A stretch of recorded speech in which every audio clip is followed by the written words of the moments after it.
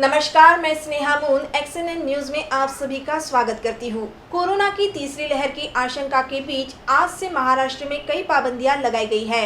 कोविड-19 की तीसरी लहर आने की आशंका और महाराष्ट्र में वायरस डेल्टा प्लस वेरिएंट के कई मामले सामने आने के बाद राज्य सरकार ने संक्रमण को फैलने से रोकने के लिए पाबंदियां कड़ी कर दी है, जो सोमवार से लागू हो गई है।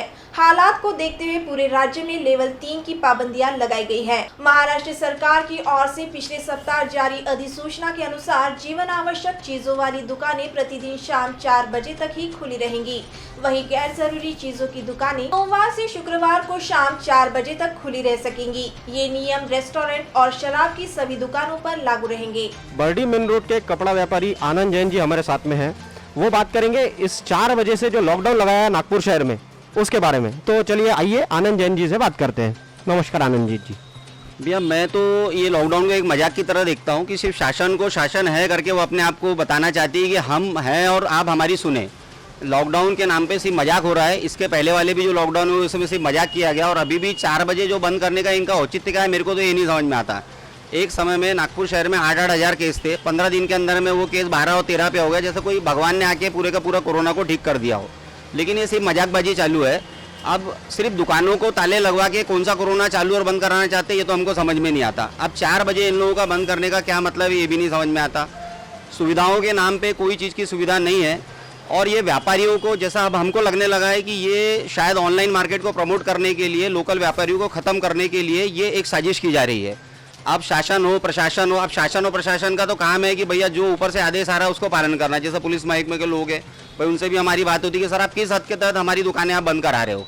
तो उनका ये कहना है कि भाई हमारा तो कोई मतलब ही होता, हमको ऊपर से आदेश आया इसलिए हम आपकी दुकानें बंद कराना है। तो हम उनको पूछते भाई दुकानें बंद कराने का उचित क्या है। हमारी आप दुकानों के अंदर में आके तो पूरा सोशल डिस्टेंसिंग के साथ हम लोग काम करते हैं। प्रॉपर सोशल डिस्टेंसिंग होती है, प्रॉपर सैनिटाइजर किया जाता है, हर चीज़ को प्रॉपर किया जाता है। अब अगर दुकानों को ताले लगा के अगर आप पब्लिक रोड के अंदर में घूम रही है और उसका जो भुगतान है वो दुकानदार को आप करवा रहे हो, ये ठीक बात नहीं है।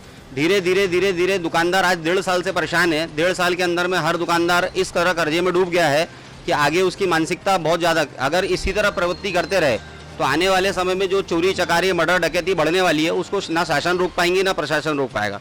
मेरा सभी लोगों से, जितने भी बड़े स्तर के लोग बैठे हुए हैं, इसके पहले ही मैंने एक बात बोला था कि ये लोग किस मानसिकता के तहत 4 बजे और 11 बजे और 2 बजे की दुकानदारी बंद करना चाहते हैं।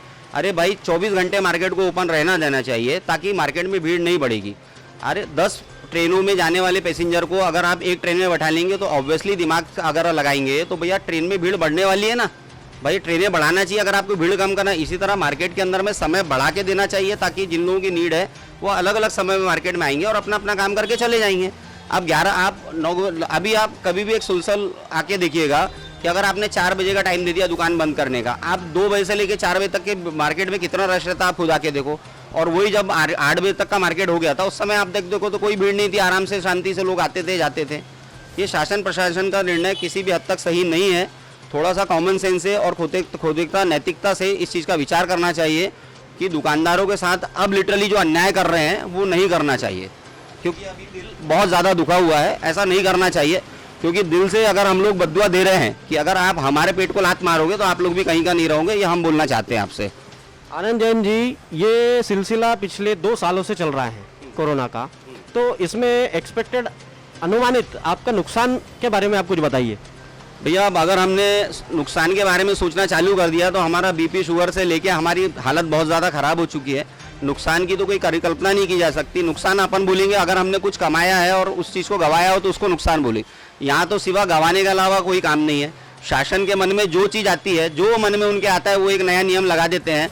भैया इसका टैक्स भर दो, भैया उसका टैक्स। एक नॉर्मल इंसान के लिए डबल सीट गाड़ी में बैठने पे टैक्स लगता है। आप सामने गाड़ियाँ जा रही है, आप इनको उठा के देखो कि इसके अंदर पुलिस महकमे की गाड़ियों में 2 जन बैठे हैं, एक सिंगल बैठा हुआ है। मतलब जितने भी नियम कानून है वो सिर्फ नॉर्मल इंसान के लिए लागू होते हैं ताकि कॉमन आदमी के लिए लागू हो रहे हैं। और मेरे को ऐसा लगता है कि शासन चाहता ही नहीं कि कोरोना खत्म हो, क्योंकि अगर शासन चाहता कोरोना खत्म हो तो इस तरह 11 बजे और 2 बजे और सुबह 9 बजे का जो टाइमिंग है ना, शासन कभी नहीं देता था। प्रॉपर आप 24 घंटे का टाइमिंग दो, जिसको जो समय रहेगा भाई अपना आएगा, खरीदी करेगा, भीड़ नहीं बढ़ेगी। जर्नल कॉमन सेंस है। धन्यवाद। ये थे बर्डी से कपड़ा व्यापारी आनंद जैन जी, जो अपनी व्यथा हमारे चैनल के थ्रू अपने दर्शकों को बताने की कोशिश कर रहे थे। मैं मुकुंद चौरसिया, एक्सएनएन न्यूज़ के लिए नागपुर सीतामढ़ी से। हमारे चैनल को लाइक करें, सब्सक्राइब करें और बेल आइकॉन को प्रेस करना ना भूलें।